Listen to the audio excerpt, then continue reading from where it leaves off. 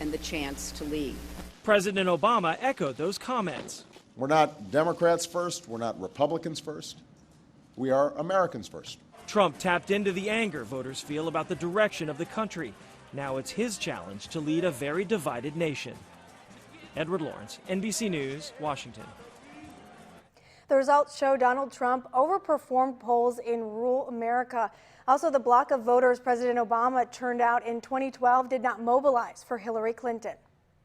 Well, Donald Trump claimed a presidential victory in the wee hours this morning, greeted by a euphoric crowd in a Manhattan ballroom. Today, Republicans in Northeast Wisconsin are eager to see Trump get to work. NBC 26's Marissa DiCandido spoke with some today and joins us live outside the Brown County Republican headquarters. Marissa? Yeah, Megan, here at the Brown County Republican headquarters, they tell me they're not surprised that Trump won Wisconsin and performed well in Brown County. What did surprise them was that the way Brown County voted reflected the rest of the country. Republicans here say there was consistent support for Trump throughout the entire campaign, with their county party growing by 1/3 during this election cycle. They say they're ready for Donald Trump to make changes, and they believe Wisconsinites feel the same way. Hillary Clinton did represent the same old and continuation of Obama policies, and that was number one. Secondly, as a candidate, there were serious concerns about integrity. They also tell me that Trump's popularity here actually helped other Republican candidates. They say when people came in here to get Trump signs, they would ask about some of the other candidates, and that ended up helping people like Senator Ron Johnson, Mike Gallagher, and some of the Republicans running for the state legislature. Live in Alloway, keeping you connected, Marissa DiCandido, NBC 26. Thanks, Marissa. It was a much more somber mood at Hillary Clinton's watch party. Many Hillary supporters visibly upset as they watched the results roll in. Democrats here in Northeast Wisconsin say their party has a lot to think about in the coming months and years. NBC 26's Billy Wagner is live in Green Bay with more on Democrats' future in Wisconsin. Billy? Yeah, Megan, here at the Democratic Party of Brown County headquarters, leaders say Democrats are disappointed across the board, still struggling with the loss of so much ground, including the White House, but they're trying to turn that disappointment into a learning experience. As the voter turnout is analyzed over the coming days, party leaders in Wisconsin plan on reviewing those weak spots. Those include rural areas that turned out in numbers for Trump and the white working class vote that helped elect President Obama. But also, I think we have to take a deep breath and say that hopefully things will go in the direction that we believe. We can't not stop working, and I think that's the important thing. And many Democrats we spoke with today also say they're hoping to see another woman run for president. That's sooner than later, but for now, many Democrats say they're focusing on finding areas of compromise in a future that seems uncertain. Reporting live in Green Bay, keeping you connected, Billy Wagner, NBC 26. Thank you, Billy. Republican Speaker of the House Paul Ryan describes Donald Trump's win as the most incredible political feat he's seen in his lifetime. Ryan, who was elected to his 10th term last night, said Trump was able to connect with people who felt alienated in ways no one else could. Donald Trump heard a voice out in this country that no one else heard. He connected in ways with people no one else did. He turned politics on its head. And now, Donald Trump will lead a unified Republican government. Ryan said Trump will lead a unified Republican government and work to dismantle Obamacare and other regulatory requirements championed by the Obama administration. U.S. stocks welcomed Trump by avoiding the crash many had feared. Overnight, there was a knee-jerk panic in global markets as it became clear Trump was about to pull off a stunning upset, defeating Hillary Clinton. Dow futures plummeted nearly 900 points at one point, but a sense of relative calm seems to have returned to the markets at this hour. Last night's election finalized many state races as well. In the race for the 8th Congressional District, Republican Mike Gallagher is the winner, winning over Democrat Tom Nelson with 63% to 37%. Gallagher took to the stage at a packed house at the Rock Garden Ballroom in Howard, telling supporters he's ready to get to work for Wisconsin. We have to, as a matter of national survival, send more power back to the states, find local solutions to local problems, and yeah, I'm interested in working on just that.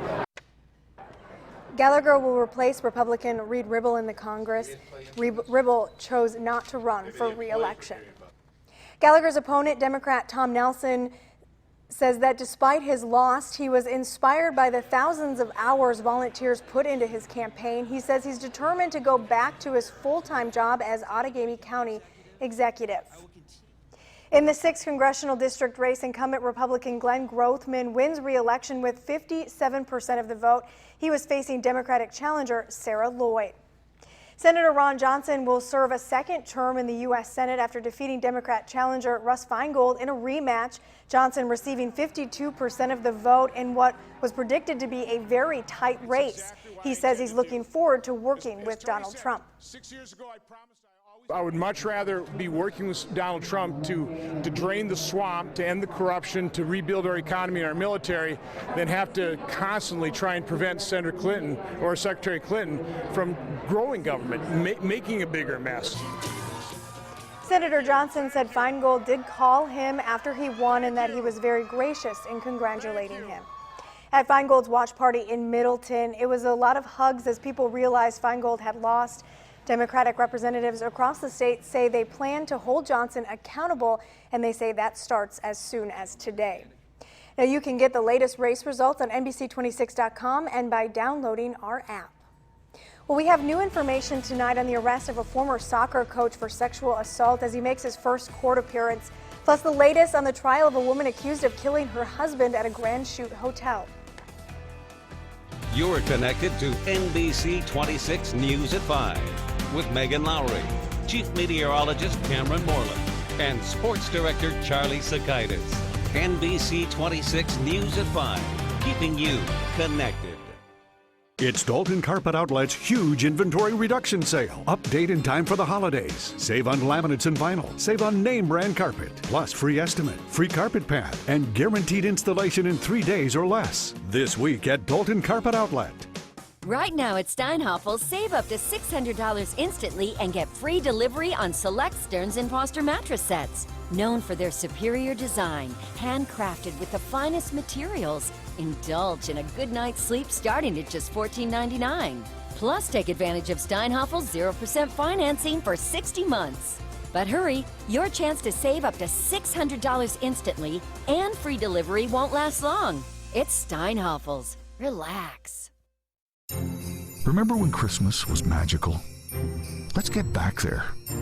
Celebrate the arrival of Santa at Bass Pro Shops this Saturday and the unveiling of Santa's Wonderland.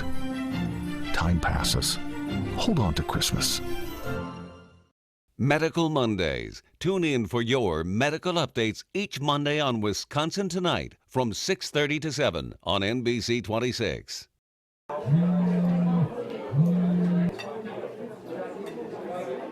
The huge inventory reduction sale at Dalton Carpet Outlet. Save on laminates, vinyl, and carpet. Made in America. Get a fresh new look in time for the holidays. Plus free financing. This week at Dalton Carpet Outlet. We bring it home to you. Tonight on Blind Spot, Agent Weller goes missing. Life's over. You're gonna need some serious backup. Then, this is a hate crime. A special SVU about one of the most sensitive issues of our time will have you guessing until the very end. And on Chicago PD, a detective's friend accused of murder. Is there conflict for you? Will he risk his badge to save him? Remember how I made that DUI go away? I can help you with this too. It's an all-new Wednesday, tonight on NBC. And now, your Storm Shield forecast with NBC 26 Chief Meteorologist Cameron Moreland. After our coldest day of the month yesterday, temperatures started to warm up again today, and they will really warm up tomorrow. Here's a look at your 7-day temperature trend. Yes, many spots once again tomorrow afternoon will be flirting with 70 degrees. That's ahead of a cold front. Behind the cold front, it turns sharply cooler for Friday, but still above normal. And then we'll see above normal temperatures continue as we move into next week. So after highs right around 60 degrees earlier this afternoon, we are now looking at lower to mid 50s across most of the area. It is 52 degrees in Oconto. It is also 52 degrees in Oshkosh. Currently in Green Bay, it is 54. We're looking at mostly clear skies with west to southwest winds at around 5 to 10 miles per hour. And that west to southwest wind will continue throughout the night into tomorrow. 52 degrees in Appleton with mostly clear skies with mainly clear skies across the state. You're not going to find anything on Storm Shield radar. We've got dry weather across all of Wisconsin. High pressure, our main weather maker today. Yesterday, it was to our west, so we had a northerly flow. That's why we cooled down. But now as it shifts off towards the south, we're seeing a return flow on the back side of it, west to southwest winds, and a huge warm-up. Temperatures across the central and northern plains were running 10 to 15 degrees warmer today compared to yesterday. Many spots getting up into the 60s and 70s. Even in International Falls today, it was 65 degrees, and that's the warm air that's going to move into northeast Wisconsin for tomorrow. So tomorrow, obviously, the 14th straight day with above normal high temperatures. I'm thinking most of us will be in the mid to upper 60s. But once again, some of those warmer spots here just to the west and northwest of the Fox Valley, we'll see highs in the lower 70s. The record high tomorrow is 64 degrees. Right now, it looks like we will break that. With the warmth, we're going to be looking at some gusty winds, southwest winds initially. Then a cold front moves through tomorrow afternoon and early evening. Those winds will turn to the west and then the northwest as we head into tomorrow night. And that means a shot of cool air is going to push in for Friday. But look at this. Out to the west, warmer weather once again shooting north into central Canada. That'll then move east as we head into this upcoming weekend. So your forecast for tonight calls for fair skies, overnight lows much warmer than last night, only around 40. Tomorrow, we'll see windy and warm conditions. High temperatures will be in the 60s to around 70 degrees with lots and lots of sunshine. A cold front moves through once again tomorrow afternoon and evening behind the cold front on Friday. Windy and colder, but still above normal. Our normal high is now 45. We're going to be looking at a high of 48. Saturday morning will be the coldest morning so far this fall. Temperatures dipping down into the 20s, lower 50s by the afternoon.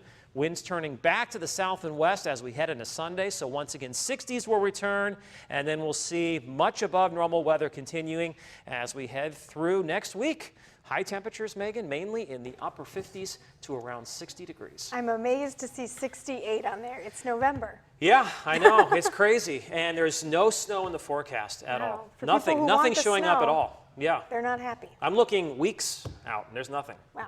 Interesting. Thanks, Cameron. All right. Now let's take a look at what you'll see tonight at 6 o'clock. Stacey Gebretson is